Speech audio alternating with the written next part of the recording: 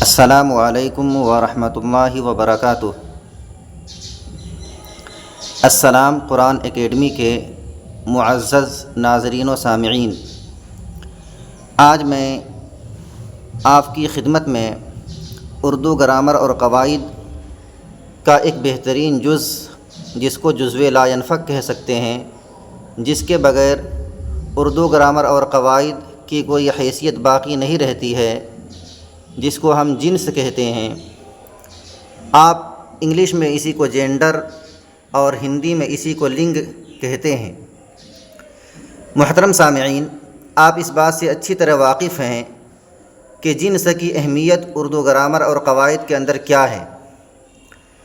اگر آپ اپنی تحریر یا تقریر میں اردو گرامر کی تمام چیزوں کا صحیح استعمال کرتے ہیں، لیکن اگر اردو گرامر کی تمام چیزوں کا صحیح استعمال کرتے ہوئے صرف آپ نے جنس کے استعمال کرنے میں غلطی کی اور مذکر کے بجائے مؤنث استعمال کر دیا یا مؤنث کو مذکر استعمال کر دیا، تو آپ کی تحریر اور تقریر بالکل پھیکی پڑ جائے گی اور سامنے والا اس بات کو خوب اچھی طرح جان لے گا کہ آپ کے اندر اردو گرامر کی کتنی سمجھ بوجھ ہے۔ اس لیے بلا کسی تاخیر کے آئیے اپنی بحث پر آتے ہیں۔ تو میں نے آپ کے سامنے ذکر کر دیا کہ جنس یعنی نر اور مادہ، اردو میں اسی کو نر یا مادہ بولتے ہیں، انگلش میں جینڈر بولتے ہیں یعنی میل اور فیمیل، ہندی میں اسی کو لنگ یعنی استرلنگ یا پلنگ بولتے ہیں۔ الفاظ کی جنسیت کو پہچاننے کے چند آسان طریقے۔ ہر زبان کے کچھ قواعد ہوا کرتے ہیں جن کی روشنی میں عام انسان کو اس قواعد کے ذریعے سے اس چیز کو پہچاننے میں آسانی ہوتی ہے۔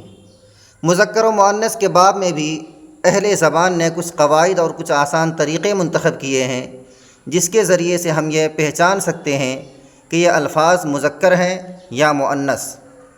آئیے دیکھتے ہیں۔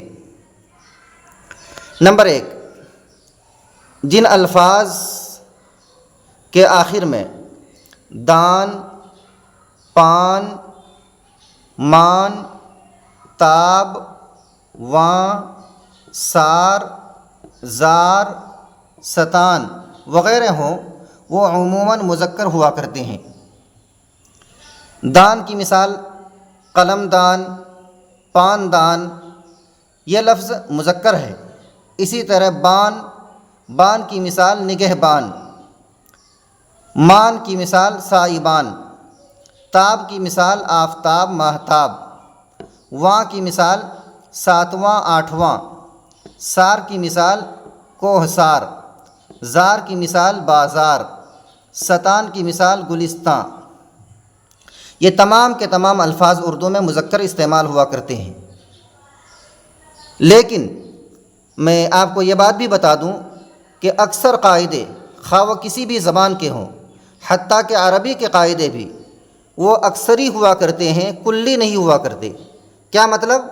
قاعدے کا مطلب یہ ہوا کہ اکثر و بیشتر قاعدے کے مطابق ہی ہوتا ہے، لیکن کبھی کبھی قاعدے کے خلاف بھی ہو جایا کرتا ہے۔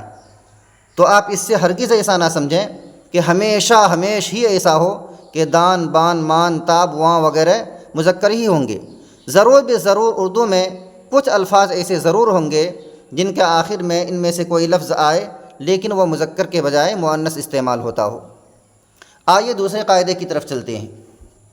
قاعدہ نمبر 2، جن الفاظ کے آخر میں الف یا واو ہو وہ بھی عام طور سے مذکر ہوتے ہیں، لیکن بعض الفاظ اس سے مستثنیٰ ہیں۔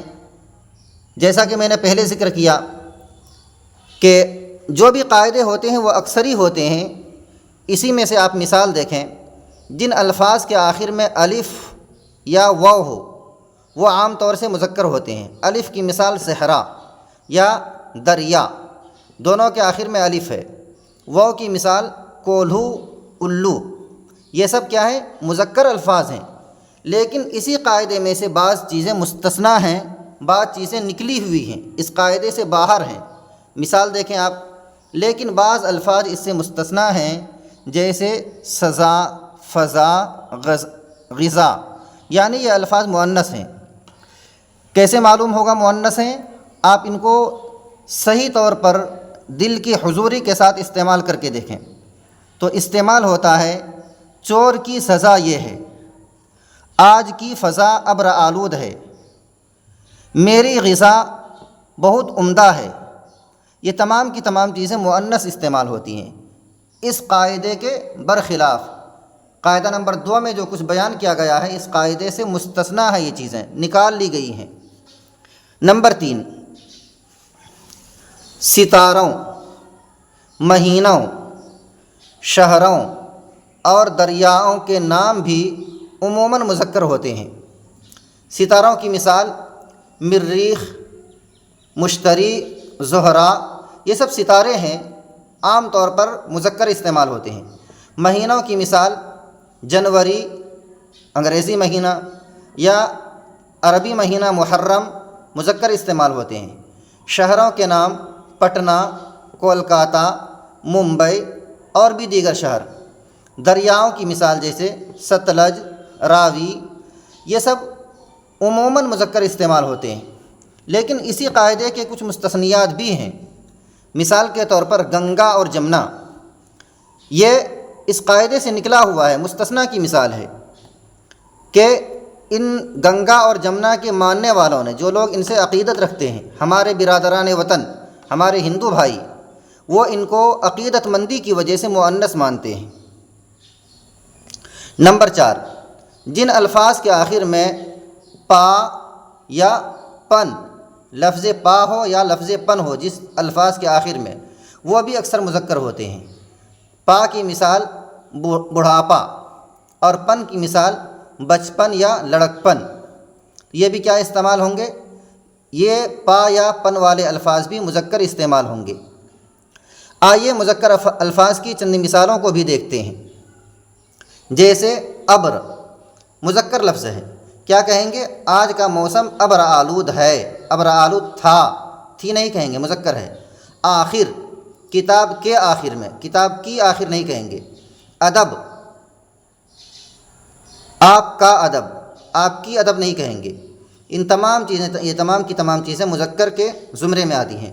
ادب، انگور، آسمان، بادام، بادل، باطن، بچھو، بخار، یہ تمام کے تمام الفاظ مذکر ہیں۔ اسی طرح پاپڑ، پانی، پان، پتنگ، پہاڑ، تالاب، تہوار، تیل، تمباکو، تخت، ٹیلی گرام، ٹیلی گراف، ٹکٹ، ٹوٹل، ٹفن۔ ان الفاظ کے پہچاننے کا ایک آسان طریقہ یہ بھی ہے کہ اگر آپ کے اندر اردو زبان کی کچھ بھی سمجھ بوجھ ہے تو اگر آپ ٹھنڈے دل سے، دل کے اطمینان کے ساتھ ان الفاظ کو استعمال کریں گے، استعمال کرنے کا مطلب اس کے آگے پیچھے کچھ الفاظ جوڑ کر ان کو جملہ میں استعمال کریں گے، تو اگر آپ کے اندر قلب سلیم ہے اور آپ کو اردو زبان کی کچھ بھی سمجھ بوجھ ہے تو آپ کا دل و دماغ یہ کہے گا کہ یہ الفاظ مذکر ہیں۔ آج انہی پر بس کرتے ہیں، انشاءاللہ آئندہ ویڈیو میں مؤنث کی مثال کو لے کر آپ کی خدمت میں حاضر ہوں گے۔ جب تک آپ سے درخواست کرتے ہیں کہ السلام قرآن اکیڈمی کو سبسکرائب، لائک اور فالو کرنا نہ بھولیں۔ والسلام علیکم ورحمۃ اللہ وبرکاتہ۔